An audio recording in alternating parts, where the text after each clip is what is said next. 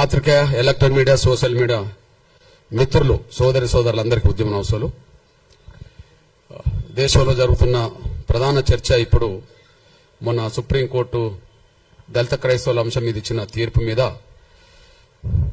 దేశంలో సీరియస్ గా చర్చ జరుగుతున్న విషయం మనందరికీ తెలుసు. దాని మీద ఎంఆర్పీఎస్ అభిప్రాయాన్ని నిర్దిష్టంగా చెప్పడం కోసం కొంత టైం తీసుకొని కొన్ని విషయాలు అధ్యయనం చేసినాకనే సమాజం ముందుకు రావాలి. ఏది న్యాయమైతే ఆ న్యాయం వైపు నిలబడాలి, ఏది ధర్మం అయితే ఆ ధర్మం వైపే నిలబడాలి.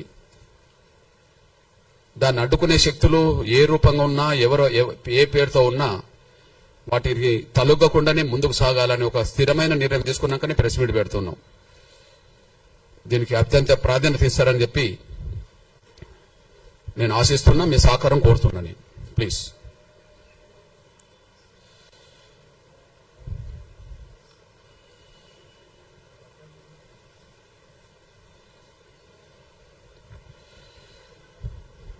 కొంత టైం తీసుకున్నా తర్వాత మీరు బిట్స్గా కూడా దాన్ని ఉపయోగించుకోవడానికి మీకు అవకాశం ఉన్నది. కాబట్టి ప్రతి మాటకు దాన్ని కొంత విశ్లేషణ చేస్తున్నప్పుడు కొన్ని ఆధారాలు మీ ముందు పెడతాను. వాటిని మీకు అవసరమైన దాన్ని మీరు ఎట్లాగో సమాజం ముందుకు తీసుకెళ్ళడానికి అవకాశం ఉన్నది. దయచేసి అర్థం చేసుకుంటారని ఆశిస్తున్నా. సహకరించండి.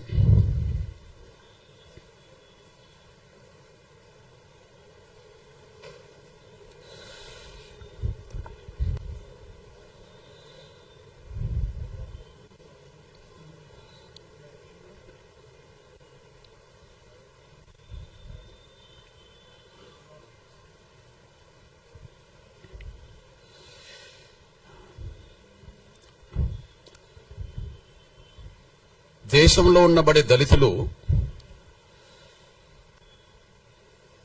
క్రైస్తవ మతం పుచ్చుకుంటే వాళ్ళ ఎస్సీ హోదా రద్దే అని సుప్రీంకోర్టు ఇచ్చిన తీర్పును, ఆ తీర్పుపై మేము తీవ్రంగా ఖండిస్తున్నాం. ఎంఆర్పీఎస్ పరంగా అందుకు బలమైన నిరసన కూడా మేము తెలియజేస్తాం. క్రైస్తవ మతంలోకి దళితులు మారితే వాళ్ళ ఎస్సీ హోదా రద్దు అనే తీర్పును మేము ఖండిస్తున్నాం. దానిపై బలమైన నిరసన కూడా వ్యక్తం చేస్తాం. ఈ సుప్రీంకోర్టు ఇలాంటి తీర్పు ఇవ్వడం వెనుక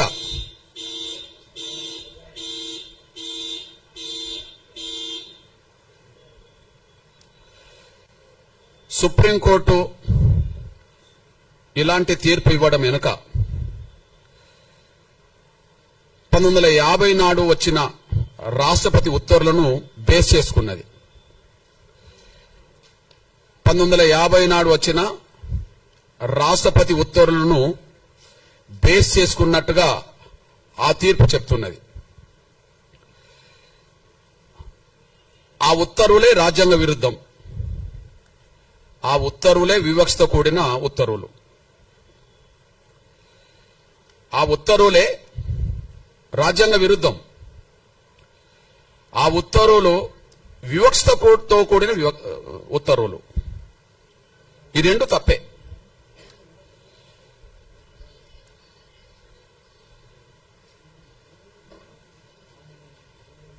ప్లీజ్. నేను ముందు గుర్తు చేస్తున్నది ఏంటంటే, దళితులు క్రైస్తవులకు మారితే రద్దు కావాల్సింది ఎస్సీ హోదా కాదు. ఈ పార్లమెంటుకు చిత్తశుద్ధి ఉంటే, న్యాయ వ్యవస్థకు చిత్తశుద్ధి ఉంటే, లేదా ఉత్తర్వులు ఇచ్చే రాష్ట్రపతులకు చిత్తశుద్ధి ఉంటే రద్దు చేయాల్సింది కుల వ్యవస్థనే. కుల వ్యవస్థను రద్దు చేయండి. రద్దు కావాల్సింది ఎస్సీ హోదా కాదు. ఈ దేశంలో రద్దు కావాల్సింది కుల వ్యవస్థ. కుల వ్యవస్థను రద్దు చేసే చర్యలు తీసుకోండి, మేము స్వాగతిస్తాం, సమర్థిస్తాం. కుల వ్యవస్థను రద్దు చేసే చర్యలు ఎవరు తీసుకున్నా, ఏ పార్టీ, ఏ సంఘం, ఏ సంస్థ తీసుకున్నా వాళ్ళతో కలిసి పనిచేస్తాం, వాళ్ళకి అండగా నిలబడతాం. అందువల్ల దళితులు క్రైస్తవులు మారితే సుప్రీంకోర్టు ఎస్సీ హోదా రద్దు చేయడానికి తీర్పిచ్చిందేమో గాని మేము కోరుతున్నది కుల వ్యవస్థనే రద్దు చేయమని మేము కోరుతున్నాం. ఆ కుల వ్యవస్థను రద్దు చేయడానికి ఎవరు ముందుకొచ్చినా వాళ్ళతో కలిసి పనిచేస్తాం, వాళ్ళకి అండగా నిలబడతాం. ఎందుకు ఆ మాట మాట్లాడుతున్నామంటే ఈ దేశ కుల వ్యవస్థలో అత్యంత బాధితులం దళితులమే. ఈ దేశ కుల వ్యవస్థలో అత్యంత బాధితులం దళితులమే. పశువుల కంటే హీనంగా చూడబడ్డది ఈ దేశంలో కుల వ్యవస్థలో దళితులే.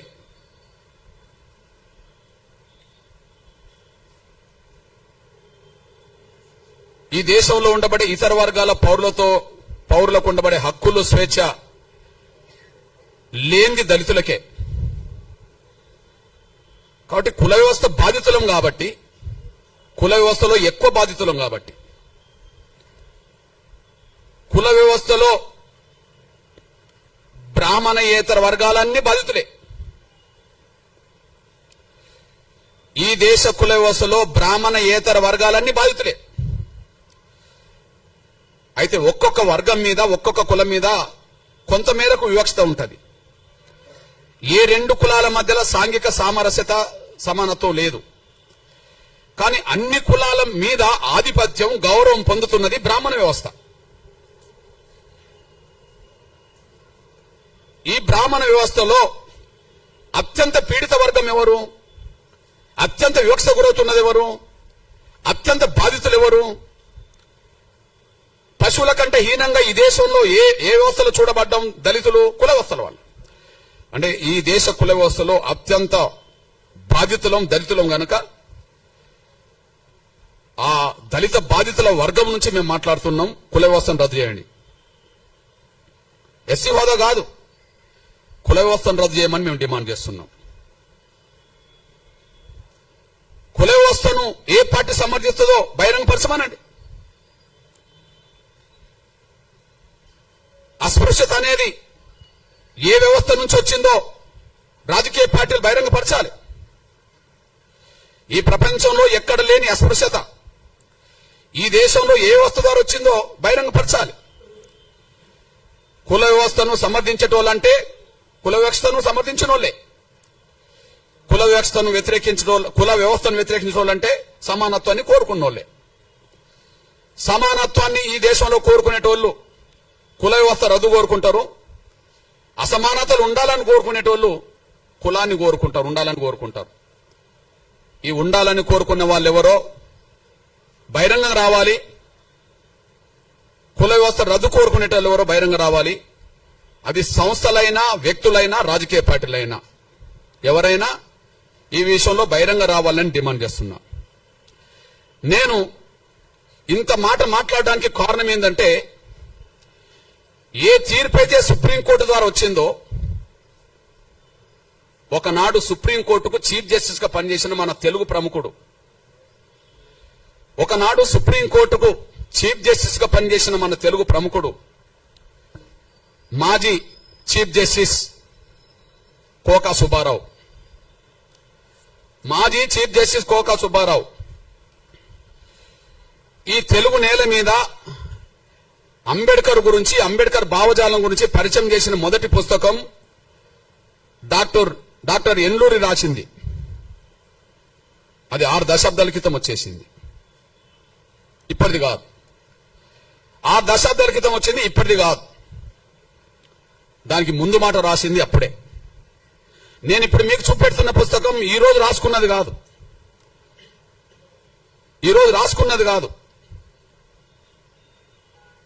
ఇప్పుడు ఆ మేధావి కోక సుబ్బారావు అనేటైన అమాయకుడు కాదు, నిరక్షరాస్యుడు కాదు. ఇప్పుడు ఇచ్చిన సుప్రీంకోర్టు జడ్జిల కంటే పై హోదాలో ఉన్న వ్యక్తి. అతను చీఫ్ జస్టిస్ గా పనిచేసిన వ్యక్తి ఈ దేశ కుల వ్యవస్థ గురించి రాస్తూ ముందు మాట, డాక్టర్ అంబేద్కర్ జీవిత చరిత్రకు ముందు మాట రాస్తూ ఏమన్నాడో ఒకసారి గుర్తు చేసుకుందాం.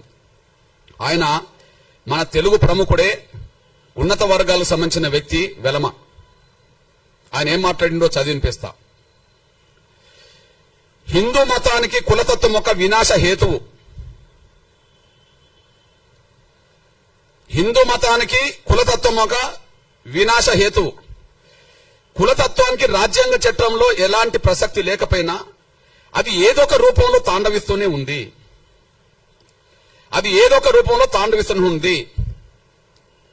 చట్టం, సంఘ సంస్కరణ అనేవి రెండు కులతత్వ నిర్మూలనోద్యమంలో కలిసి పనిచేయాల్సిన అవసరం ఉన్నది. కుల వివక్షత పాటించద్దని చట్టం చెప్తున్నది. కానీ కుల వివక్షత పాటించద్దని ప్రధానంగా రాజకీయ పార్టీలు, వ్యవస్థ నడిపే సంస్థలు బలంగా ముందుకు రావట్లేదు, దళితులు తప్ప. అందులో గొప్ప మాట రాశాడు. చట్టం, సంఘ సంస్కరణ అనేది రెండు కులతత్వ నిర్మూలనోద్యమంలో కలిసి పనిచేయాల్సింది. అట్లా పనిచేయకుండా కుల నిర్మూలన జరగదు. అంతకంటే ముఖ్యంగా ఇంకో మాట చెప్తాడు. అస్పృశ్యత అంతం కావాలంటే కుల వ్యవస్థను కూకటి వేలతో కూల్చివేయాలి. అస్పృశ్యత అంతం కావాలంటే కుల వ్యవస్థను కూకటి వేలతో కూల్చివేయాలి. ఎందుకంటే అస్పృశ్యతకు కుల వ్యవస్థే మూల కారణం. ఇది నేను రాసింది కాదు. ఇప్పుడు ఇచ్చిన సుప్రీంకోర్టు జడ్జీల కంటే పెద్ద ఆయన చీఫ్ జస్టిస్ హోదాలో 16/4/1968 ఈ ముందు మాట రాశాడు. మళ్ళీ చెప్తున్నా, అస్పృశ్యత అంతం కావాలంటే కుల వ్యవస్థను కూకటి వేలతో కూల్చివేయాలి. ఎందుకంటే అస్పృశ్యత కుల వ్యవస్థనే కారణం. కాబట్టి అస్పృశ్యతను తొలగించాలంటే కుల వ్యవస్థ నిర్మూలన జరగాలి. కాబట్టి కుల వ్యవస్థ రద్దు అయితే పోయేదేంది? కుల వ్యవస్థ ఉండాలని ఎవరు కోరుకుంటుంటే బహిరంగ రావాలి. అస్పృశ్యతకు మూల కారణం కుల వ్యవస్థ. కుల వ్యవస్థ రద్దు కాకుండా శాశ్వతంగా అస్పృశ్యత నిర్మూలన జరగదు. ఒక చట్టం మాత్రమే పరిమితం చేస్తే, సంఘాలు, పార్టీలు పట్టించుకోకపోతే యథావిధిగా కొనసాగుతుంది. మనం చూస్తూనే ఉన్నాం. అట్లాంటప్పుడు కుల వ్యవస్థ రద్దు చేయాల్సిన బాధ్యత ఉన్నది కదా. ఆ మేధావి చెప్పిన మాటకు విలువనివ్వాలి కదా. ఆయన సుప్రీంకోర్టు చీఫ్ జస్టిస్ కదా. రెండో విషయం, మన దేశం బలహీనపడడానికి, మన దేశం ప్రపంచంలో గౌరవాన్ని పొందకపోవడానికి, మన దేశం బలహీనపడడానికి, మన దేశంలో ఉండబడే 140 కోట్ల మందిలో కేవలం భారతీయులమనే ఒక స్పృహ లేకపోవడానికి, కులమే కారణం కదా. ఇది ఈ దేశంలో ఒక మాయని మచ్చ కదా. భారతదేశానికి ఏ వ్యవస్థ మాయని మచ్చ? భారతదేశానికి కుల వ్యవస్థ ఒక మాయని మచ్చ. అందుకు సాక్ష్యం మీ దృష్టికి తీసుకొస్తున్నా. ఈ దేశం బలహీనపడ్డది కుల వ్యవస్థ వల్ల. ఒకనాడు అఖండ భారత్లో ఉన్నాం. ఒకనాడు మనం అఖండ భారత్ అని చెప్పుకునే వాళ్ళం. ఇప్పుడున్న భారతే అఖండ భారత్ కాదు కదా. పోనీ పాకిస్తాన్ విభజన కంటే ముందు ఉన్న భారత్ కూడా ఇప్పుడు లేదు కదా. పాకిస్తాన్ కంటే ముందు, పాకిస్తాన్ భారతదేశంలో బాగా ఉన్నప్పుడు కూడా అంతకుముందు అఖండ భారత్ అన్నాం కదా. అఖండ భారత్ లేదు కదా. మన నుంచి భారతదేశం అనే ఈ దేశం నుంచి పాకిస్తాన్ విడిపోయింది కదా. విడిపోవడానికి ఆ విశ్వాసం సంబంధించిన వాళ్ళు ఎక్కువ మంది కావడమే కదా. మరి ఆ విశ్వాసంలోకి ఎక్కువ మంది పోవడానికి కారణం ఏంది? బౌద్ధ మతంలోకి ఇతరులు పోవడానికి కారణం ఏంది? క్రైస్తవ మతంలోకి ఇతరులు పోవడానికి కారణం ఏంది? కారణాలు పరిశీలించాలి కదా. హిందూ ధర్మం, సనాతన ధర్మం పురాతనమైంది కదా. మన భారతదేశానికి హిందూ ధర్మం, సనాతన ధర్మం పురాతనమైంది కదా. పురాతనమైన ధర్మం మన భారతదేశ ఎల్లలు దాటి ఇతర దేశాల ప్రజలు ఎందుకు ప్రభావితం చేయలేకుండా పోయింది? ఏ లోపం ఉన్నది?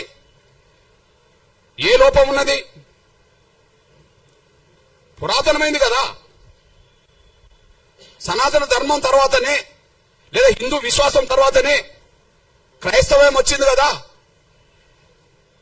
క్రైస్తవం వచ్చింది కదా, ఇస్లాం వచ్చింది కదా.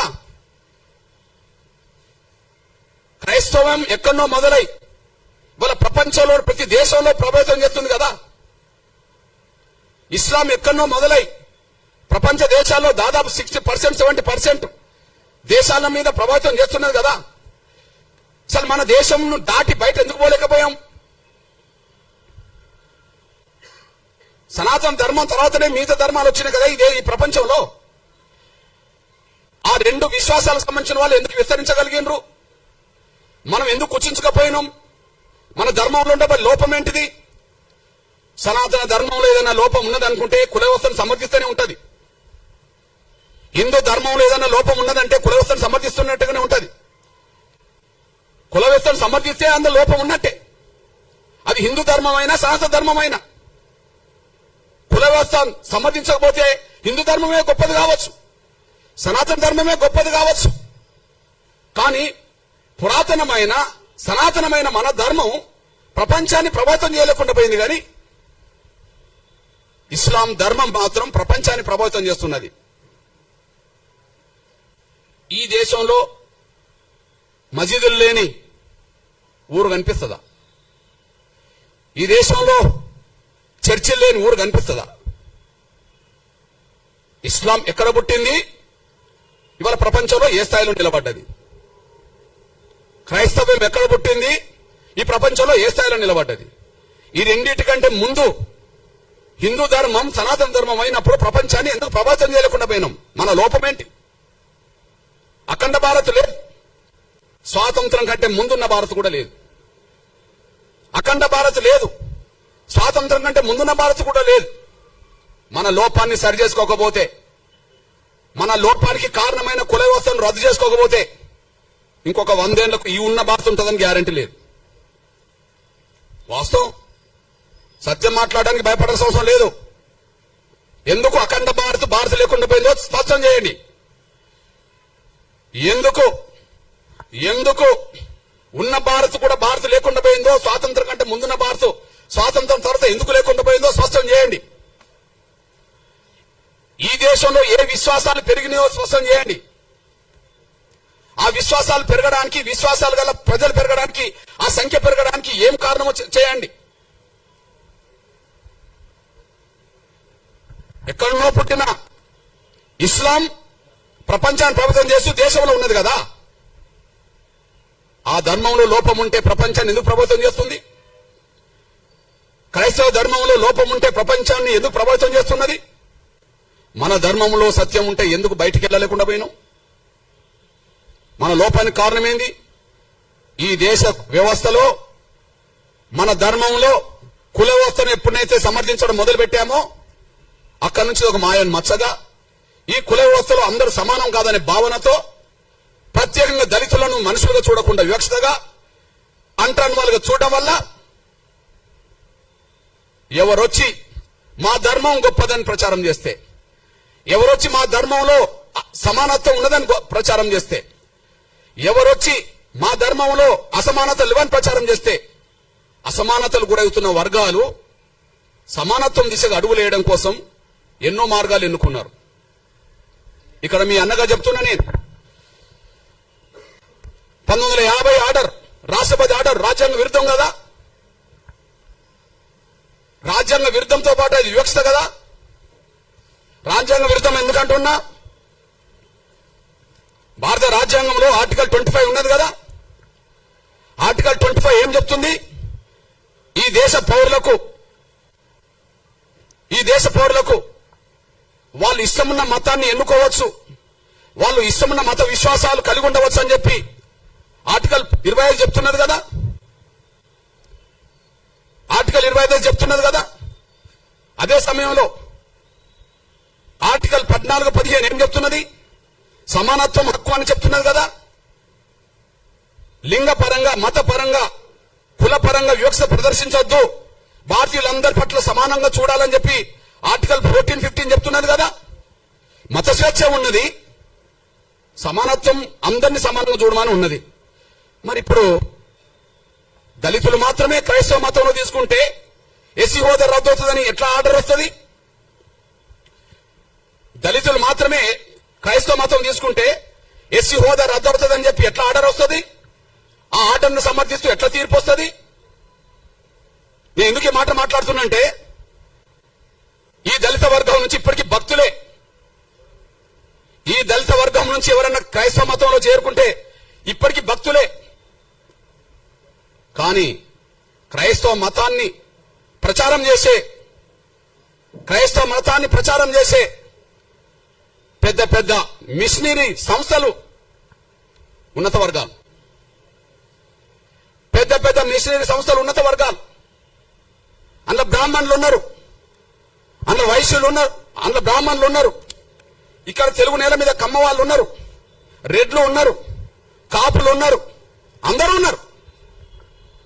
ఇక్కడ కుట్ర జరిగింది. ఆర్డర్ కంటే ముందు కుట్ర జరిగింది. ఈ 1950లో వచ్చిన ఆర్డర్ రాజ్యాంగ విరుద్ధము. ఆర్డర్ వివక్షతో కూడిన ఆర్డర్. అది ఆ వివక్షతో కూడిన ఆర్డర్ రావడానికి కారణమేంది? అప్పుడు ఇప్పుడు మత బోధకులు అగ్రకులాలే నా ఆరోపణ. అప్పుడు 100 ఏళ్ల క్రితం చరిత్ర, ఈనాటి చరిత్ర. 100 ఏళ్ల క్రితం చరిత్ర, ఈనాటి చరిత్ర. దళితులను మతం మార్చుకుంటే వాళ్ళ ఎస్సీ హోదా ఇయ్యాలనా వద్దా అని చర్చ జరిగినప్పుడు, వాళ్ళ ఎస్సీ హోదా ఇయ్యాలనా వద్దా అని చర్చ జరిగినప్పుడు, ఈ దేశంలో మేమందరం సమానమే, ఈ దేశంలో మేమందరం సమానమే, మాకు ఎలాంటి ఎస్సీ హోదా వద్దు, మాకు రిజర్వేషన్లు వద్దు అని చెప్పి రాజ్యాంగ సభలో చర్చల్లో పాల్గొన్నది ఈ దేశ క్రైస్తవుల తరపున ఒక దళితుడు లేడు. దళితులు క్రైస్తవులుగా భక్తులుగా మిగిలిపోయినరు. కానీ క్రైస్తవ ప్రచారం చేసింది, క్రైస్తవ మతం సమానత్వంతో కూడుకున్నదని ప్రచారం చేసింది ఎవరన్నా ఉంటే, దేశంలో పేరు గల్ల వాళ్ళు ఎవరన్నా ఉంటే అప్పుడు ఇప్పుడు అగ్రకులాలే. వాళ్ళు మారవచ్చునా? వాళ్ళు మారమని చెప్పవచ్చునా? వాళ్లకు ఈ ఆర్టికల్ ఏదైతే ఈ రాష్ట్రపతి ఇచ్చిన 1950 ఆర్డర్ అయితే వాళ్లకు వర్తించదా? కుట్ర జరిగింది.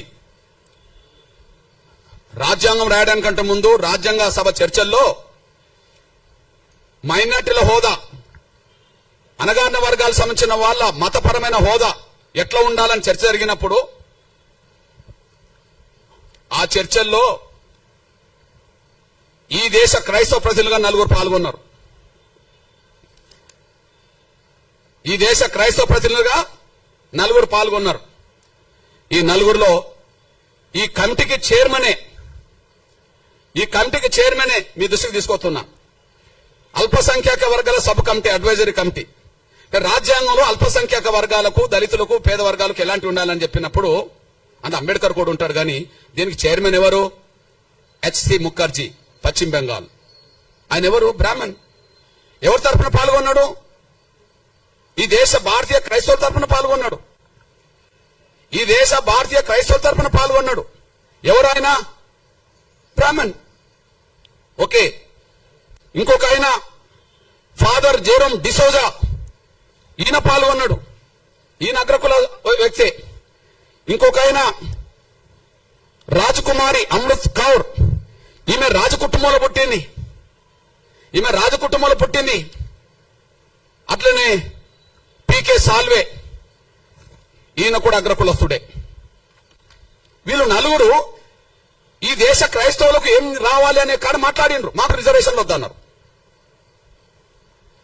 అంటే ఈ దేశ దళిత క్రైస్తవులకు అన్యాయం జరుగుతున్నది, వాళ్ళకు న్యాయం జరగాలని మాట్లాడుతున్నప్పుడు మాలో సమానత్వం ఉన్నది, మాకు ఎలాంటి విభేదాలు లేవు, మాకు రిజర్వేషన్లు వద్దు, మాకు ఎస్సీ హోదా వద్దని చెప్పి అగ్రకులస్తులు చెప్పారు కదా. అంటే మీరు ఇప్పుడు చెప్పండి, అంటే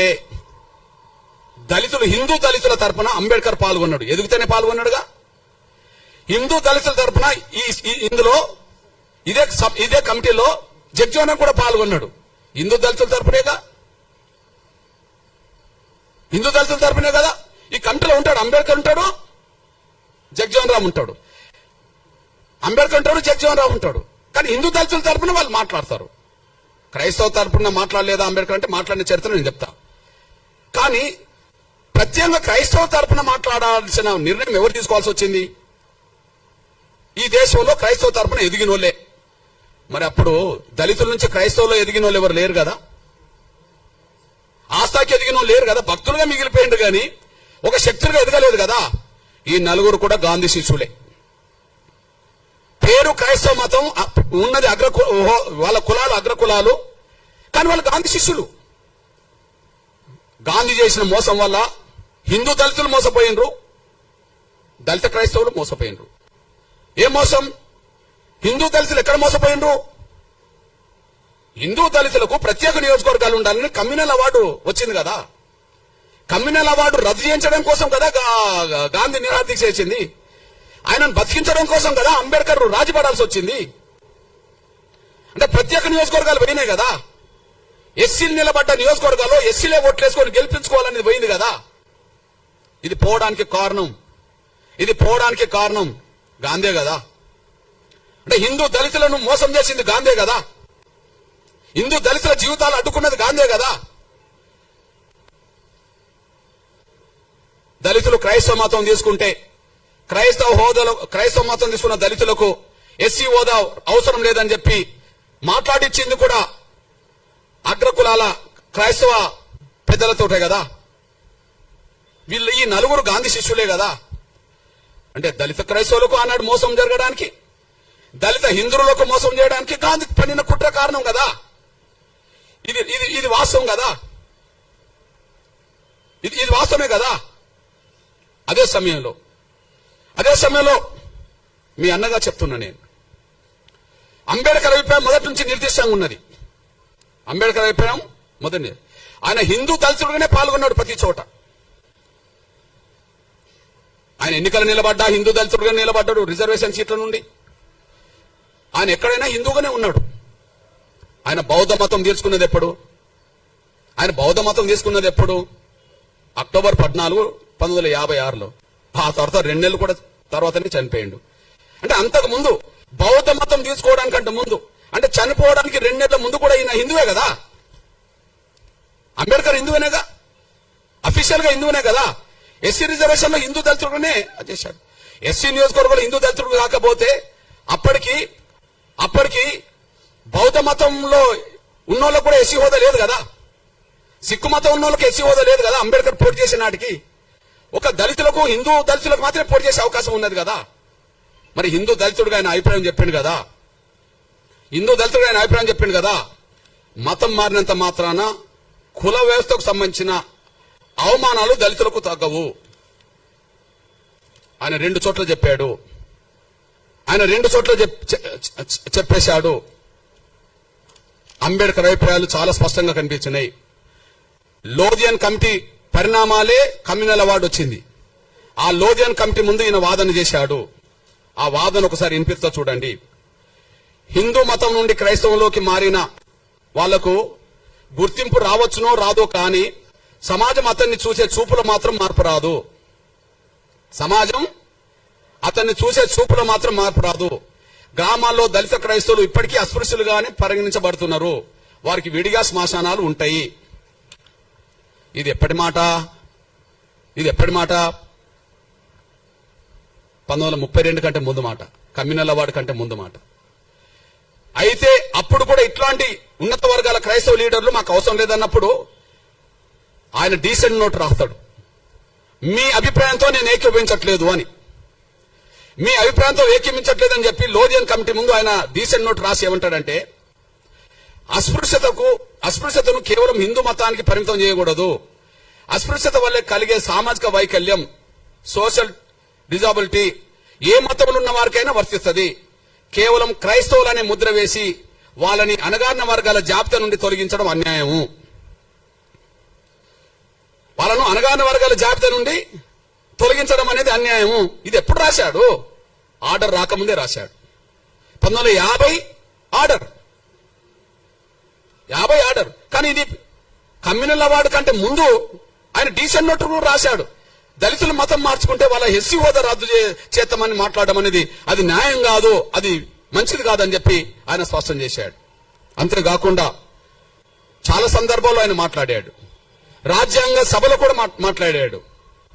దళితులు ఏ మతం పుచ్చుకున్నా వాళ్ళు దళితులుగానే పరిగణించబడుతున్నారు. దానికి కారణం ఈ దేశ కుల వ్యవస్థ డామినేట్ చేస్తున్నది. ఈ దేశ కుల వ్యవస్థ ముందు మత విశ్వాసాలు కూడా వెనుకబడిపోతున్నాయి. మళ్ళీ చెప్తున్నా, ఈ దేశ కుల వ్యవస్థ ముందు మత విశ్వాసాలు కూడా వెనుకబడిపోతున్నాయి. మత విశ్వాసాల కంటే కుల వ్యవస్థకు ఉండబడే దాని మీదనే ఎక్కువ ప్రాధాన్యత ఉన్నది. కాబట్టి దళితులు ఏ మతం పుచ్చుకున్న వాళ్ళు దళితులుగానే ఉంటారని చెప్పి ఆయన స్పష్టం చేశాడు. అంతేకాకుండా మీ అన్నగా ఒక విషయం గుర్తు చేస్తున్నా నేను. షోలాపూర్ సభలో ఎప్పుడు పెట్టినంటే 1937లో పెట్టిండు. మతం మారడం వల్ల ఆత్మగౌరవం వస్తుందని ఆశించి చివరికి అటు ఆత్మగౌరవం దక్కక ఇటు లౌకికవాద రిజర్వేషన్ కోల్పోయి దళిత క్రైస్తవులు 2 పడవల మీద ప్రయాణం చేస్తున్నారని ఆయన అభివర్ణించారు.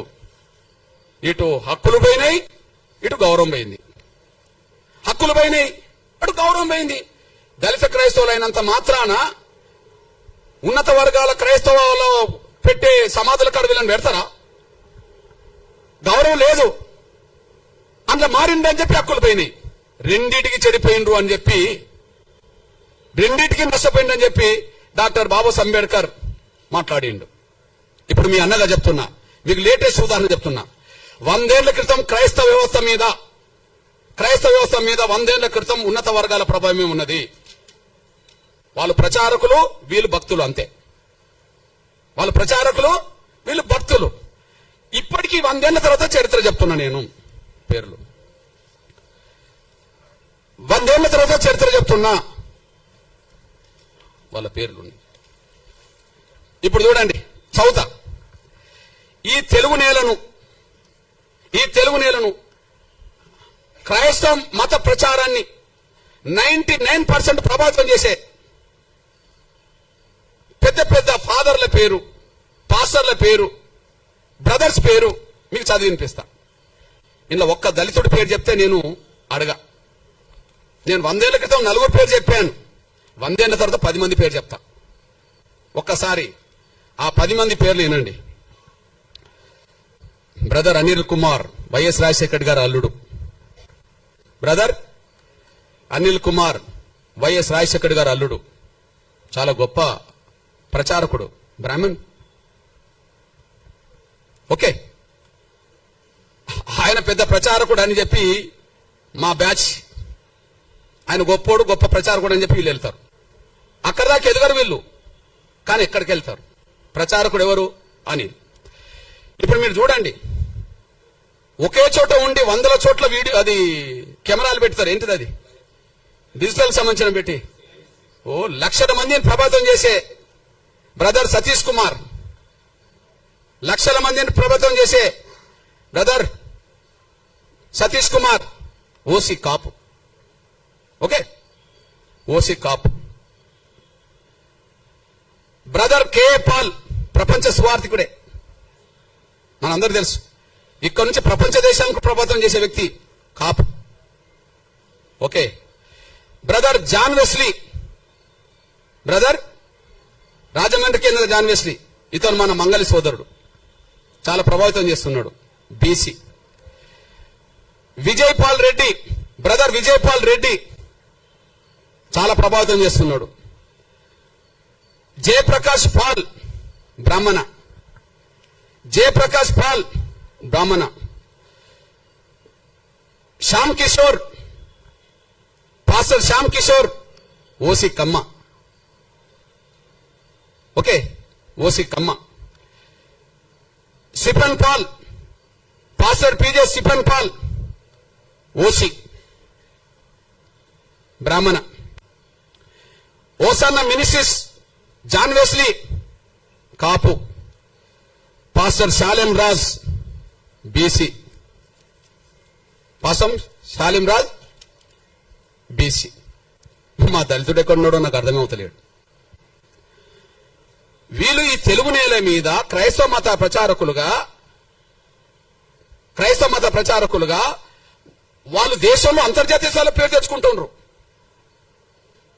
వాళ్ళని నమ్మి సమానత్వం ఉన్నదని చెప్పి వీళ్ళు భక్తులుగా పోతున్నారు.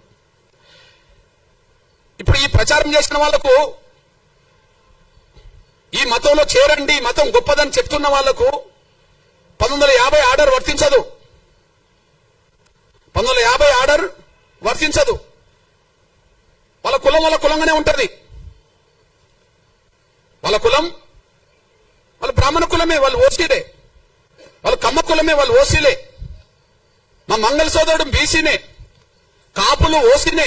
అక్కడ కదా కమ్మ వాళ్ళు ఓసీనే. ఈ ఆర్డర్ వాళ్ళకేం వర్తించదు. ఎవరైతే క్రైస్తవ మతం చాలా గొప్పదని ప్రచారం చేసి దూసుకెళ్తున్నారో, పేరు తెచ్చుకుంటున్నారో, ప్రతి ఆదివారం, శనివారం, శుక్రవారం ప్రతి రోజు ప్రార్థన పేరుతో దశమ భాగం తీసుకుంటున్నారో, ప్రార్థనల పేరుతో దశమ భాగం కోరుతున్నారో, అతను దశమ భాగం ఇవ్వకపోతే కూడా దేవుడు అంగీకరించాడని చెప్పి మన భయభ్రాంతులు గురి చేస్తున్నారో, వాళ్లకు ఈ ఆర్టికల్, ఈ రాష్ట్రపతి 1950కి సంబంధించి ఆర్డర్ వర్తించదు. ఆర్డరు మేము గొర్రెలం కదా, వర్తిస్తుంది. దళితులు వాళ్ళు గొర్రెలాగా భావించుకుంటారు. వీళ్ళకి వర్తిస్తుంది ఆర్డర్, వాళ్ళకి వర్తించదు. మీరు చెప్పండి, ఇది వివక్ష కాదా? అసలు ఆర్డర్ రాజ్యాంగ విరుద్ధం అంటే నేను ఆర్టికల్ 14కు 15కు విరుద్ధం, సమానత్వ స్వేచ్ఛకు విరుద్ధం, ఆర్టికల్ 25కు విరుద్ధం, మత స్వేచ్ఛకు విరుద్ధం. అంటే బ్రాహ్మణులు మాత్రం క్రైస్తవ మతం పుచ్చుకోండి అంటే ప్రచారం చేయవచ్చునా? కాపులు, కమ్మోళ్ళు, రెడ్డోళ్ళు క్రైస్తవ మతం పుచ్చుకోండి, ఇందులో గొప్ప ధర్మం ఉంటే ప్రచారం చేయవచ్చునా? దశమభాగం పేరుతో వాళ్ళు బాగా వెనుకేసుకోవచ్చునా? దళితులు మాత్రం మతం మార్చుకుంటే వాళ్ళు ఎస్సీలు కాకుండా పోతారా? బ్రాహ్మణులు అయినప్పుడు, క్రైస్తవ మతం పుచ్చుకున్న వాళ్ళు బ్రాహ్మణులుగానే ఉన్నప్పుడు, వాళ్ళు ఓసీలు అయినప్పుడు, క్రైస్తవ మతం పుచ్చుకున్న వాళ్ళు కమ్మోళ్ళు అయినప్పుడు, వాళ్ళు ఓసీలు అయినప్పుడు, కాపులు ఓసీలు అయినప్పుడు, ఓసీలు ఉన్నప్పుడు, రెడ్లు ఓసీలు ఉన్నప్పుడు వాళ్ళకి ఈడబ్ల్యూఎస్ రిజర్వేషన్ వర్తిస్తున్నాయి కదా, వాళ్ళకి ఈడబ్ల్యూఎస్ రిజర్వేషన్ వర్తిస్తున్నాయి కదా. ఇప్పుడు ఎస్సీ ఎస్టీ యాక్ట్ వీళ్ళకి వర్తించదు, రేపు రిజర్వేషన్ వర్తించవద్దని అంటుండ్రు కదా. ఎస్సీ యాక్ట్ వర్తించదు, రేపు రిజర్వేషన్ కూడా వర్తించవని మీరు తీర్పులు చెప్పారు కదా ఆర్డర్ పట్టి. అంటే వాళ్ళకు రిజర్వేషన్ కూడా వర్తించవచ్చునా? వాళ్ళ కులహోదాగానే ఉండాలనా? వాళ్ళ కులహోదాను ఉండాలి. వాళ్ళ బ్రాహ్మణులు ఓసీ హోదా ఉండాలి. వాళ్ళు క్రైస్తవ మతం పుచ్చుకున్నా, ప్రచారం చేసినా వాళ్ళ ఓసీ హోదా పోతలేదు, వాళ్ళ బ్రాహ్మణ కులం హోదా పోతలేదు, కమ్మాల హోదా పోతలేదు, రెడ్ల హోదా పోతలేదు, కాపుల హోదా పోతలేదు. చివరికి మా బీసీలు కొంతమంది ప్రచారకులు, మత ప్రచారకులు అవుతే వాళ్ళ హోదా బీసీలుగానే మంగళగానే ఉంటది. ఇక్కడ దళితులు మాత్రం మా మీద వివక్ష ఉన్నది నిజమే కదా, పోనీ మతం మార్చుకుంటా అంటే పోతా అని చెప్పి నమ్మిపోతే ఎస్సీ హోదా రద్దు చేస్తారా? ఇది వివక్ష కూడిన ఆర్డర్ కాదా? ఇది రాజ్యాంగ విరుద్ధం కాదా? ఇది వివక్ష కూడిన ఆర్డర్ కాదా? ఇది రాజ్యాంగ విరుద్ధం కాదా? మా మీద రుద్దుతారా? మేమేం తినాలి, మేము ఏ విశ్వాసం కలిగి ఉండాలి మా మీద రుద్దుతారా? మేమేం తినాలి, ఏ బట్టలు కట్టుకోవాలి, ఏ విశ్వాసం కలిగి ఉండాలని రుద్దుతారా? ఆ రుద్దడం అనేది రాజ్యాంగ విరుద్ధం కాదా?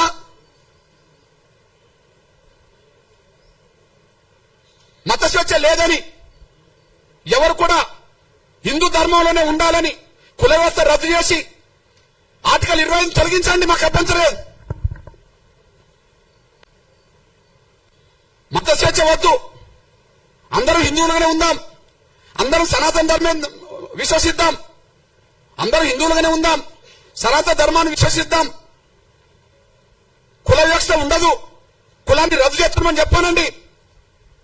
దాని ద్వారా మెజార్టీ ప్రజలు ఆర్టికల్ 25 ఉన్నా లేకపోయినా దాన్ని పట్టించుకోరు. మనకి ఇక్కడ అందరికీ స్వేచ్ఛ ఉంటే, అందరికీ గౌరవం ఉంటే, ఈ మత విశ్వాసాల్లో, హిందూ ధర్మంలో లేదా సనాతన ధర్మంలో ఏదో ఒక లోపం లేకపోతే, కుల వ్యవస్థను సమర్థించే వ్యవస్థ లేకపోతే ఇన్ని ఎందుకు వస్తాయి? మనం విస్తరించలేకుండా పోయినాం. కానీ వాళ్ళు విస్తరించుకుంటూ ఇక్కడికి వచ్చేశారు. ఆ విస్తరించేటప్పుడు అది కరెక్ట్ మంచిది అని చెప్పి ప్రచారం చేసింది అగ్రకులాల క్రైస్తవ ప్రచారకులే. వివక్ష గురైన వాడు పోతే మాత్రం వాని హక్కు రద్దు చేస్తారు. ఇది న్యాయం కాదు, ధర్మం కాదు. ఇది గాంధీ కుట్రలో భాగం. ఇది గాంధీ కుట్రలో భాగం. గాంధీ ప్రత్యక్షంగా ఉండి కమ్యూనల్ అవార్డులు అమలు కాకుండా అడ్డుకున్నాడు. గాంధీ పరోక్షంగా ఆనాడు రాజ్యాంగ సభ చర్చల్లో దళిత క్రైస్తవులకు రిజర్వేషన్ అవసరం లేదు, మేము అందరూ సమానమే అని చెప్పి 4 క్రైస్తవ అగ్రకులాల క్రైస్తవ పెద్దలతో అలా రాయించుకున్నాడు. ఇది కుట్ర. నాటి నుంచి నేటి వరకు వివక్ష కొనసాగుతుంది. నాటి నుంచి నేటి వరకు వివక్ష కొనసాగుతుంది. ఈ నేపథ్యంలో స్పష్టం చేస్తున్నాం. పోనీ అంబేద్కర్ అభిప్రాయం స్పష్టంగా ఉన్నది. అంబేద్కర్ విలువనిస్తుండ్రా? మేము అంబేద్కర్ ను గౌరవిస్తామని మాట్లాడుతుండ్రు కదా. అంబేద్కర్ ప్రపంచ మేధావని మాట్లాడుతుండ్రు కదా. అంబేద్కర్ గొప్ప రాజనీతిజ్ఞుడు అని మాట్లాడింది కదా. మరి ఆయన అభిప్రాయానికి విలువనియాలి కదా.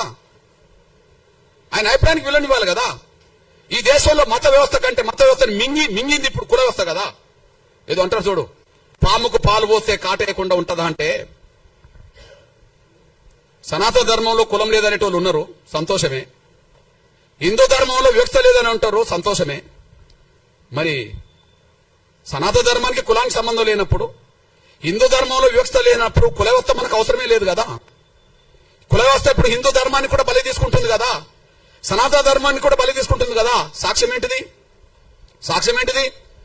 వెంకటేశ్వర స్వామి దేవాలయంకి వెళ్ళేటప్పటికి అందరూ హిందువులే కనిపిస్తారు. మరి వాళ్ళ సొంత ఊర్లోకి వచ్చినప్పుడు అక్కడ పోయిన వాళ్ళందరూ కలిసి ఒకరినొకరిని ఇచ్చిపుచ్చుకునే వాళ్ళు ఉండడానికి అవకాశం లేదు కదా. అయోధ్యకి వెళ్ళేటోళ్ళు అందరూ అక్కడ సమానంగా కనిపిస్తారు. కానీ రాముణ్ణి నమ్ముకున్న వాళ్ళందరూ ఈ దేశంలో అందరూ సమానంగా వాళ్ళ గ్రామాల్లో లేరు కదా. కృష్ణుని నమ్ముకునేటోళ్ళు ద్వారకి వెళ్ళొస్తుంటారేమో, అక్కడికి వెళ్ళేటప్పుడు అందరూ సమానంగా దేవుడి కాడ కనిపిస్తారేమో. కానీ ఇళ్ళకి వచ్చినప్పటికీ వాళ్ళ మధ్యలో సమానత్వం లేదు కదా. అంటే రాముని నమ్ముకున్నా, కృష్ణుని నమ్ముకున్నా, క్రీస్తుని నమ్ముకున్నా, ఎవరిని నమ్ముకున్నా, వెంకటేశ్వర నమ్ముకున్నా, ఈ దేశ కుల వ్యవస్థ విశ్వాసాల కంటే ఈ యొక్క కుల వ్యవస్థ శాసిస్తున్నది కదా.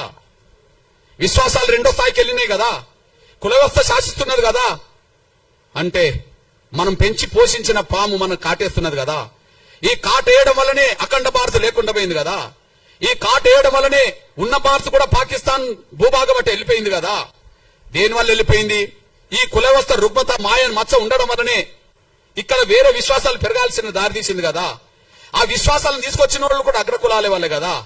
తీసుకొచ్చిన వాళ్ళది తప్పు కాదు, ప్రచారం చేస్తున్న తప్పు కాదు, నమ్ముకున్న వాళ్ళది తప్పు అని చెప్పి దళితుల్ని బలి చేయాలని చూస్తే అది న్యాయం కాదనే విషయం కూడా మర్చిపోవద్దని నేను సవినం కోరుతున్నాను. నేను ఈ నేపథ్యంలో ఇక్కడ ముందు ఆర్డర్ ఏం చెప్పింది? 1950లో ఆర్డర్ హిందువులు తప్ప మిగతా ఏ మతం నమ్ముకున్నా వాళ్లకు ఎస్సీ హోదా ఉండదు అని చెప్పేసింది. ఓకే, ఆర్డర్ ఏమన్నా ఖురానా, భగవద్గీత లేకపోతే బైబిలా? మనం మార్చుకునేదే కదా. రాష్ట్రపతి ఆర్డర్ను మనం మార్చుకునేది కదా. ముందు 1950లో రాష్ట్రపతి ఆర్డర్ వచ్చే సమయానికి ఒక హిందువులు తప్ప ఎస్సీ హోదాకు మిగిలిన ఎవరు కూడా వర్తించదని చెప్పింది కదా. మరి తర్వాత 56లో దాన్ని సరి చేసుకున్నారు కదా. 56లో ఇంకో ఆర్డర్ వచ్చింది కదా. అందులో సిక్కులు కూడా ఎస్సీ హోదా వర్తించదని చెప్పింది కదా. అంటే సిక్కుల్లో కూడా కుల వ్యవస్థ ఉన్నదని చెప్పినట్టే కదా. మరి మొదటి ఆర్డర్ 2వ ఆర్డర్ సవరించుకున్నారా లేదా? మొదటి ఆర్డర్ నుంచి 2వ ఆర్డర్ సవరించిందా లేదా? 50లో 56లో 2వ ఆర్డర్ ను మళ్ళీ 3వ ఆర్డర్ సవరించిండ్రా లేదా? 90లో ఎవరికి అవకాశం ఇచ్చిండ్రు? బౌద్ధులకు అవకాశం ఇచ్చిండ్రా లేదా? అంటే బౌద్ధ మతంలో మళ్ళీ కుల వ్యవస్థ ఉన్నదని ఒప్పుకున్నారా లేదా? ముందేమో హిందూ వ్యవస్థే ఈ అస్పృశ్యతకు కారణమని చెప్పి మీరే మాట్లాడుతున్నారు. హిందూ వ్యవస్థ తప్ప మిగతా ఏ వ్యవస్థలో అస్పృశ్యత లేదని చెప్పిండ్రు. కానీ 50 వచ్చినప్పటికీ మళ్ళా సిక్కుల్లో సమానత్వం బోధించినా కుల వ్యవస్థ ప్రభావితం చేస్తుందని మళ్ళీ చెప్పేశారు. తర్వాత బౌద్ధంలో సమానత్వం ఉన్నదని బౌద్ధం ప్రచారం చేసినా ఈ దేశ కుల వ్యవస్థలో మళ్ళా దళితులు అక్కడ దళితులుగానే ఉన్నారని మీరు చెప్పేశారు. అంతే కదా. మరి ఈ దేశంలో సమానత్వం గురించి క్రైస్తవ సమాజం ప్రచారం చేయవచ్చు, కానీ కుల వ్యవస్థ అధిగమించిందా లేదా దాన్ని? ప్రపంచంలో ఎక్కడ కుల వ్యవస్థ లేదు కాబట్టి క్రైస్తవం అంతా సమానత్వంగానే ఉంటది. ప్రపంచంలో ఎక్కడ కూడా ఇస్లాం సమానత్వాన్ని బోధించింది కాబట్టి అక్కడ కుల వ్యవస్థ లేదు కాబట్టి ఉంటది. కానీ ఇక్కడ ఉన్నది కదా. మరి ఇక్కడ ఉండకపోతే బీసీ రిజర్వేషన్లో ముస్లింలు వచ్చారు కదా,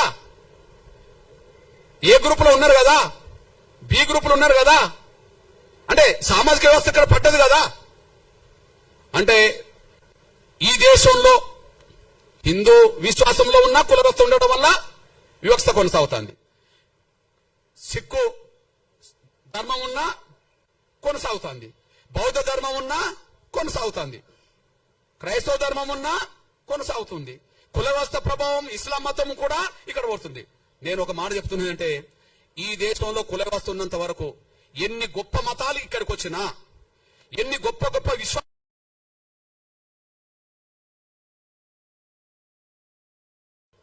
గొప్ప మతాలే కదా, చాలా గొప్ప మతాలని మనమే అంటున్నాం కదా. ఆ మతాలు ఇక్కడికి వచ్చినప్పుడు ఏ దానికి లోనవుతున్నాయి? క్రైస్తవ మతం గొప్పదే, సమానత్వం ప్రశ్నించింది. మరి గద్దరు కూడా పాట రాసింది కదా, మాల క్రైస్తవు, మాది క్రైస్తవు, రెడ్డి క్రైస్తవు, కమ్మ క్రైస్తవు, బ్రాహ్మ క్రైస్తవు అని చెప్పి ఒక పాట రాసింది కదా. క్రీస్తుని నమ్ముకునే వాళ్ళు ఒక్కరైతే మాల క్రైస్తవు, మాల చర్చీలు, మాదిగ చర్చీలు ఎందుకు వచ్చినాయి? కమ్మోల చర్చీలు, రెడ్డోల చర్చీలు ఎందుకు వచ్చినాయి? ఈ దేశానికి ఏ మతం వచ్చినా కుల వ్యవస్థ ఉన్నంత వరకు కుల వ్యవస్థ ప్రభావానికి లోన్ అవ్వాల్సిందే. సిద్ధాంతం సమానత్వం అయితే అది బయటనే, ఇక్కడికి వచ్చినప్పటికీ ఆ సిద్ధాంతం 100% పనిచేస్తలేదు. కుల వ్యవస్థనే ప్రభావితం చేస్తుంది, కుల వ్యవస్థ శాసిస్తుంది, కుల వ్యవస్థ అసమానతలు సృష్టిస్తుంది. కుల వ్యవస్థను రద్దు చేయనంత కాలం సమానత్వం ఇక్కడ ఉండదు. కాబట్టి సమానత్వం వైపు అడుగులు వేయాలంటే కుల వ్యవస్థ రద్దు కావాల్సిందే తప్ప ఎస్సీ హోదా రద్దు చేయడం వల్ల పరిష్కారం లేదనే విషయం మీ దృష్టికి తీసుకొస్తున్నాను. నేను 1950 ఆర్డర్ రాజ్యాంగ విరుద్ధం. 1950 ఆర్డర్ కేవలం దళితుల మీద పెట్టిన ఆంక్షలు. దళితులు మాత్రమే మారద్దు, మీతో ఎవరు మారినా మాకు అభ్యంతరం లేదు. దళితులు మాత్రమే మారద్దు, ఇంకెవరు మారినా మాకు అభ్యంతరం లేదు. బ్రాహ్మణులు మారవచ్చు, మారేటట్టు చేయవచ్చు. రెడ్లు మారవచ్చు, మారేటట్టు చేయవచ్చు. కమ్మోళ్ళు మారవచ్చు, మారేటట్టు చేయవచ్చు. బీసీలు ఇతరులు మారవచ్చు, మారేటట్టు చేయవచ్చు. కానీ దళితులు మాత్రం మారద్దు. మీరు మా కాళ్ళ కాడు ఉండాలి. మేము అంటరానోళ్ళని పిలిచినా కూడా మీరు పడి ఉండాలి. మిమ్మల్ని అవమానించినా మీరు పడి ఉండాలి. మిమ్మల్ని చిన్న చూపు చూసినా పడి ఉండాలి. కుల వ్యవస్థలో వివక్షత ఉన్నది కాబట్టి, కుల వ్యవస్థలో అంటరాంతరం ఉన్నది కాబట్టి మేము పాటించినా మీరు పడి ఉండాలి.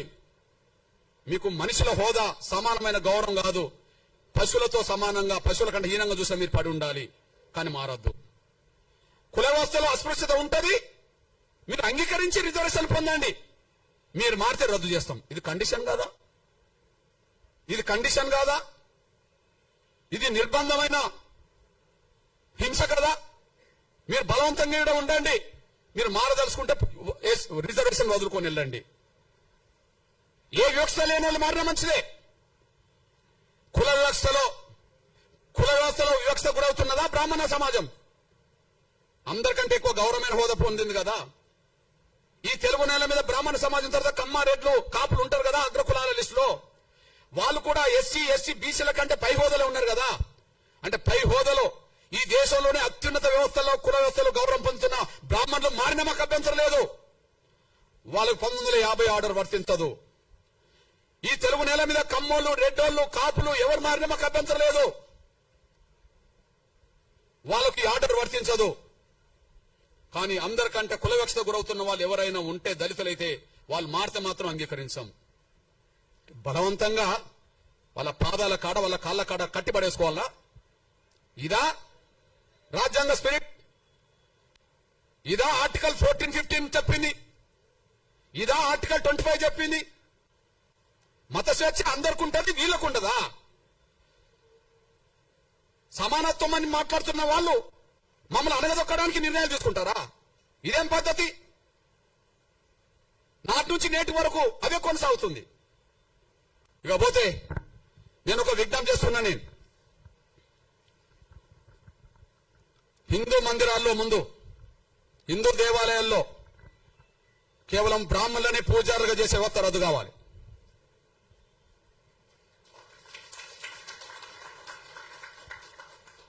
కేవలం బ్రాహ్మణులనే పూజారిగా చేసే వ్యవస్థ రద్దు కావాలి. ఏంది అది పేటెంటా? ఎందుకు రద్దు కాదు? ఈ రాజ్యాంగంలో ఏదైనా రద్దు చేయవచ్చుగా. ఈ రాజ్యాంగం ఈ దేశంలో కుల వ్యవస్థ వద్దనుకుంటే రాజ్యాంగం రద్దు చేస్తుంది కదా. పార్లమెంట్ లో బిల్లు పాస్ అవుతే రద్దు అవుతుంది కదా. దానికి అనుగుణంగా రాష్ట్రపతులు ఆర్డర్లు తీయవచ్చు కదా. ఎందుకు రద్దు కాదు? ఎందుకు రద్దు కాదు? నేను అంటున్నా, ఈ దేశ హిందూ దేవాలయాల్లో భక్తులు అన్ని వర్గాల వాళ్ళు ఉన్నప్పుడు పూజారులు మాత్రం బ్రాహ్మణులు మాత్రం ఎందుకు ఉండాలి? వెంకటేశ్వర స్వామిని నమ్ముకున్న వాళ్ళు హిందూ సమాజంలో అన్ని వర్గాల వాళ్ళు ఉన్నారు. రాముణ్ణి నమ్ముకున్న వాళ్ళు హిందూ సమాజంలో అన్ని వర్గాల వాళ్ళు ఉన్నారు. ఓకే, కృష్ణుడిని నమ్ముకున్న వాళ్ళు, ఇతరులు నమ్ముకున్న వాళ్ళు అన్ని వర్గాల్లో ఉన్నారు కదా. దేవుడి దగ్గర, గర్భగుడి దగ్గర పూజా వృత్తి చేసే కాడ బ్రాహ్మణులు ఎందుకు ఉండాలి? వాళ్ళు ఏమైనా దైవదూతలా? దేవుడు బ్రాహ్మణులను మాత్రమే ఉండాలని ఎక్కడైనా చెప్పిండా? వెంకటేశ్వర స్వామి చెప్పిండా? రాముడు ఏమన్నా చెప్పిండా? కృష్ణుడు ఏమన్నా చెప్పిండా? ఇంకెవరైనా చెప్పిండ్రా? హిందూ దేవాలయంలో బ్రాహ్మణులు మాత్రమే పూజారులు ఉండే వ్యవస్థ రద్దు కావాలా? నా డిమాండ్.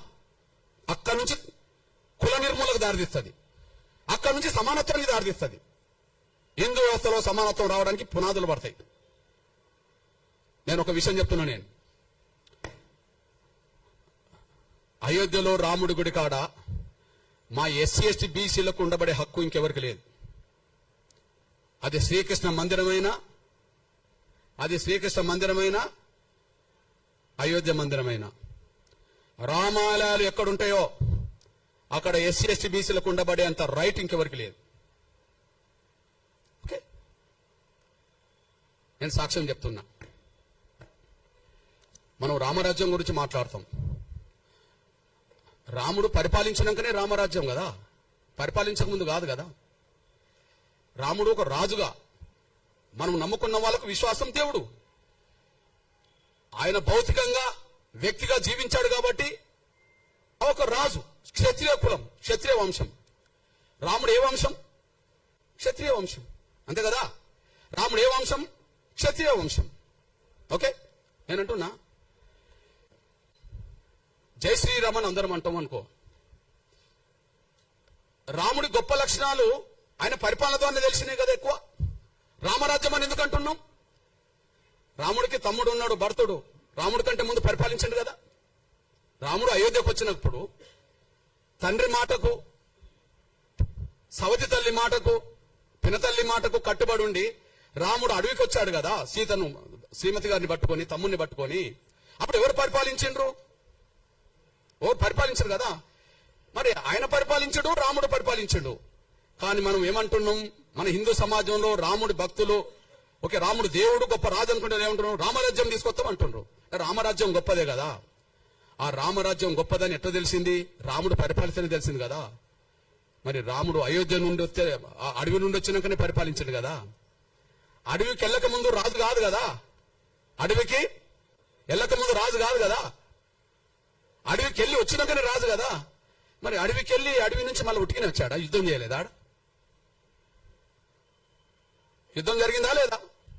రామారావణ యుద్ధం జరిగిందా లేదా?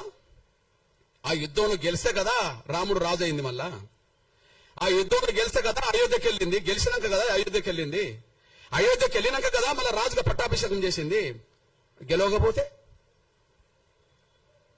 ఓకే గెలిచిండు. గెలవడానికి యుద్ధం జరిగింది కదా. ఆ యుద్ధం ఎక్కడ జరిగింది? అడవిలో జరిగింది కదా. ప్రధానంగా శ్రీలంకకు దక్షిణాది మధ్యలోనే జరిగింది కదా. మరి ఆయన సైన్యం ఎవరా? రాముడు సైన్యం ఎవరు? రాముడు సైన్యం ఎవరు? వానరులే కదా. వానరులు అంటే ఎవరు? అడవి బిడ్డలు కదా. అడవి బిడ్డలు అంటే ఎవరు? ఆదివాసులు కదా. ఆదివాసులు అంటే ఎస్టీలు కదా. అడవిలోనే యుద్ధం జరిగింది కదా. రాముడి సైన్యం 99% ఎవరు? రాముడికి తోడొచ్చిన లక్ష్మణుడు ఉన్నాడు సోదరుడిగా. కానీ రాముడికి అండగా నిలబడ్డది ఎవరిగా? సుగ్రీవుడు కదా. అడవి గిరిజన రాజే కదా. ఆంజనేయుడు కదా. సైన్యానికి నాయకత్వం వహించింది, యుద్ధం చేసిండు కదా. సైన్యానికి నాయకత్వం వహించింది ఎవరు? యుద్ధం చేసింది ఎవరు? ఆంజనేయుడు కదా యుద్ధం చేసింది. ఆంజనేయుడు ఎవరు మరి? ఆదివాసి కదా. సుగ్రీవుడు ఎవరు? ఆదివాసే కదా. రాముణ్ణి గెలిపియడానికి యుద్ధంలో ప్రధాన పాత్ర పోషించింది ఎవరు? వానర సైన్యం కదా. ఆ వానర సైన్యాన్ని గైడ్ చేసింది ఎవరు? జాంబవంతుడు కదా. ఆ వానర సైన్యాన్ని గైడ్ చేసింది ఎవరు? జాంబవంతుడు కదా. ఇది ఎక్కడి నుండి తీసుకున్నాం? ఇదంతా వాల్మీకి రామాయణమే కదా. ఇది ఎక్కడి నుండి తీసుకున్నాం? వాల్మీకి రామాయణం నుండి తీసుకున్నాం కదా. ఇప్పుడు మన సైన్యాన్ని దేశ ప్రభుత్వాన్ని గైడ్ చేస్తున్నది ఎవరు చెప్పు? దేశంలో ఒక పెద్ద ఆయన అజిత్ దోవల్, అంతేనా? సైన్యాన్ని ప్రభుత్వాన్ని గైడ్ చేసేది ఎవరు? అనుభవస్తుడు అజిత్ దోవల్. అజిత్ దోవల్ లాంటి పాత్ర రావణుడి యుద్ధ కాలంలో జాంబవంతుడు చేసిండని చరిత్ర ఉన్నది కదా. రావణ యుద్ధంలో ఆంజనేయుడికి తన శక్తి తెలియదని తెలుసు కదా. తన శక్తిని గుర్తు చేసింది ఎవరు? జాంబవంతుడు కదా. నువ్వు దాటగలవు, నువ్వు సముద్రాన్ని ఈదగలవు, దాటగలవు, నువ్వు వాయుపుత్రుడివి కదా. నువ్వు పోయి రాగలవు, సీత జాడ తెలుసుకోగలవు, అక్కడున్న వాస్తవాలు చెప్పగలవు, అక్కడి నుంచి మన యుద్ధం చేయగలవు అని చెప్పింది ఎవరు? ఆంజనేయుడికి తన శక్తి స్వరూపుడని గైడ్ చేసింది ఎవరు? చైతన్యపరిచింది ఎవరు? ప్రోత్సహించింది ఎవరు? జాంబవంతుడు కదా. రామ లక్ష్మణులతో పాటు సైన్యం అంతా మూర్చపడ్డప్పుడు, వాళ్ళ దాడిలో రావణకు సంబంధించిన వాళ్ళ యుద్ధం దాడిలో మూర్చపోయినప్పుడు వాళ్ళని లేపడానికి వాళ్ళ ఆంజనేయుని పంపి ఏం తెప్పించిండు? మీరే చెప్పాలి. సంజీవిని తెప్పించింది ఎవరు? జాంబవంతుడే కదా. యుద్ధాన్ని నడిపించింది జాంబవంతుడు. యుద్ధంలో త్యాగాలు చేసింది వానర సైన్యం. వానర సైన్యానికి సంబంధించిన వాళ్ళు గిరిజనులు. రాముడి అయోధ్య దేవాలయం నుంచి మొదలుకుంటే రామ మందిరాల్లో నా గిరిజనులు లేకుండా, దళితులు లేకుండా వీళ్ళేందా పూజారి వృత్తి చేసేది? వాళ్ళేమైనా యుద్ధంలో గెలిపించిన వాళ్ళ? యుద్ధంలో గెలిస్తే కదా, రాజు అయింది. వాళ్ళేంది అంటున్నా నేను. చర్చకు రావాల్సిందే. పోనీ రాముడి గుణాలని, రాముడి పౌరుషాన్ని, రాముడి మానవత్వాన్ని, రాముడి సామాజిక స్పృహను గొప్పగా ప్రపంచానికి చాటిన వాళ్ళు ఎవరు? వాల్మీకే కదా. గొప్పగా ప్రపంచానికి చాటిన వాళ్ళు ఎవరు చెప్పండి? రామాయణం రాసిన వాళ్ళు ఎవరో చెప్పండి. వాల్మీకి రామాయణం లేకపోతే రాముడి చరిత్ర ఎవరికి తెలుసో చెప్పండి. వాల్మీకే కదా. వాల్మీకిని మన తెలంగాణలో పోయే కదా, బీసీనే కదా. అక్కడక్కడ ఎస్సీలో ఉన్నారు కదా. పోనీ బీసీ సమాజం అనుకుందాం. నేనంటున్నా, వాల్మీకుడు రాముడి గురించి ప్రపంచానికి గెలవక ముందే అందరు తెలిసేలాగా చేసింది వాల్మీకి అయితే, నా బీసీ ప్రజలకు సంబంధించిన వాళ్ళు ఎందుకు పూజారులు ఉన్నారు రామ మందిరాల్లో? రాముడు యుద్ధం చేసే సమయానికి సీత జాడ కనుక్కోనేలాగా ప్రోత్సహించింది, తెలుసుకున్నది, వీళ్ళని కాపాడి ప్రయత్నం చేసింది మన జాంబవంతుడు కదా, దళితుడు కదా, మాదిగల ఆరాధ్య పురుషుడు కదా. ఈ దళితులకు లేని పూజారి వాళ్ళకెట్లొచ్చింది? యుద్ధంలో గెలిపించింది మేము కదా, మా ఆదివాసులు కదా. రాముడు గురించి దేశానికి, ప్రపంచానికి తెలిపేటట్టు చేసింది మా వాల్మీకి కదా. వాల్మీకి బ్రాహ్మణులను ఒప్పుకోమనండి, జాంబవంతుడు మావాడని ఒప్పుకోమనండి, ఆంజనేయుడు మావాడని ఒప్పుకోమనండి. వాళ్ళు ఒప్పుకోరు కదా. వాళ్ళు ఎవరు మరి? ఆంజనేయ వారసత్వం వానరులు అవుతారు గిరిజనులు, జాంబవంతుడు అయితే దళితుడు, మాదిగా. వాల్మీకి పోయా. మరి మాకు లేని స్వేచ్ఛ రామ మందిరాల్లో, మాకు లేని హక్కు రామ మందిరాల్లో, మేము పూజారులు కానప్పుడు యుద్ధం చేయడానికి మాత్రం మేము ఉపయోగపడాలా? సావు బతుకులు ఉన్న వాళ్ళని కాపాడడానికి ఉపయోగపడాలా? యుద్ధంలో గెలిపించడానికి ఉపయోగపడాలా? చరిత్ర రాయడానికి ఉపయోగపడాలా? కానీ రామ మందిరాల్లో పూజలు చేయడానికి ఉపయోగపడమా మేము? మా దళితుల్లో, గిరిజనుల్లో, బలహీన వర్గాల్లో ఐఏఎస్ ఆఫీసర్లు అవుతాను కదా. ఈ దేశ రాష్ట్ర కేంద్ర ప్రభుత్వ సర్వీసులో ప్రధానంగా బ్యూరోక్రాట్స్ అంటే ఎవరంటారు? ఐఏఎస్ఏ కదా. మరి దళిత గిరిజన వర్గాలకు చదువుకుంటే ఐఏఎస్లు అవుతారు కదా, పూజారులు గారా?